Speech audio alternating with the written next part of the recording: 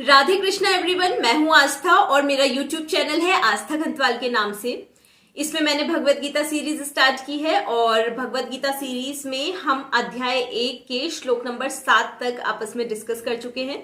I hope कि आपको ये सीरीज अच्छी लग रही होगी और आप इसे ज्यादा से ज्यादा लाइक और शेयर भी कर रहे होंगे।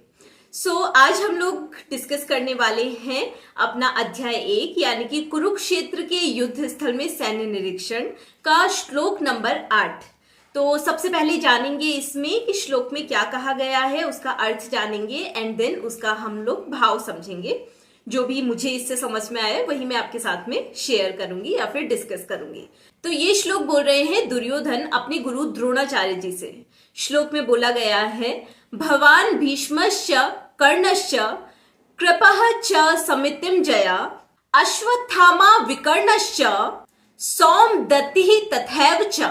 तो सबसे पहले इस श्लोक का अर्थ जान लेते हैं। इस श्लोक में दुर्योधन अपने गुरु द्रोणाचार्य जी से बोलते हैं कि मेरी सेना में स्वयं आप, भीष्म पितामह, कर्ण, कृपाचार्य, साथ ही साथ अश्वत्थामा, विकर्ण और साथ ही साथ सोमदत्त का पुत्र यानी कि भूरिश्रवा आदि शामिल हैं, जो हमेशा हरेक युद्ध में विजयी रहे हैं। तो चलिए अब जानते हैं कि इस श्लोक का भाव हमें क्या समझ में आता है। तो जैसे कि हम जानते हैं, इससे पहले के श्लोकों में दुर्योधन ने पांडवों की सेना में कौन कौन महारथी हैं, महायोद्धा हैं, यानी कि पांडवों की सेना में जो शामिल जो स्ट्रेंथ है वो किस चीज में स्ट्रांग है, जो उनकी अपोजिट पार्टी वो किस चीज में स्ट्रांग है, ये दुर्योधन ने अपने गुरु द्रोणाचार्य जी से डिस्कस कर लिया था। अब वो डिस्कस कर रहे हैं अपनी स्ट्रेंथ्स को कि हमारी टीम क्यों इतनी स्ट्रांग कही जा सकती है युद्ध में।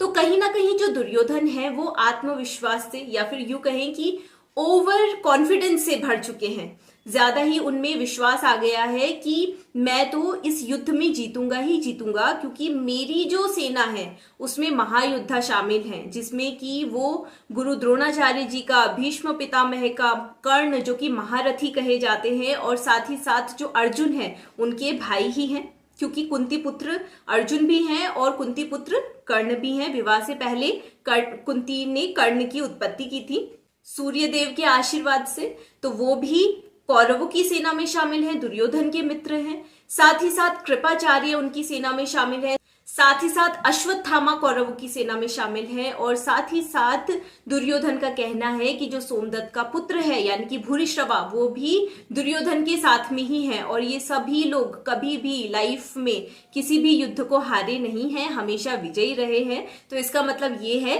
कि ये सारे लोग मिलकर मुझे भी जिताएंगे। और ये श्लोक बताता है दुर्योधन के जो ओवर कॉन्फिडेंस है उसको, कि जो दुर्योधन है उसको ऐसा लगने लगा है कि मैं अपने मित्रों की वजह से या जितने भी महारथी मेरी सेना में शामिल है उनकी वजह से मैं इस युद्ध को जीत कर ही रहूंगा।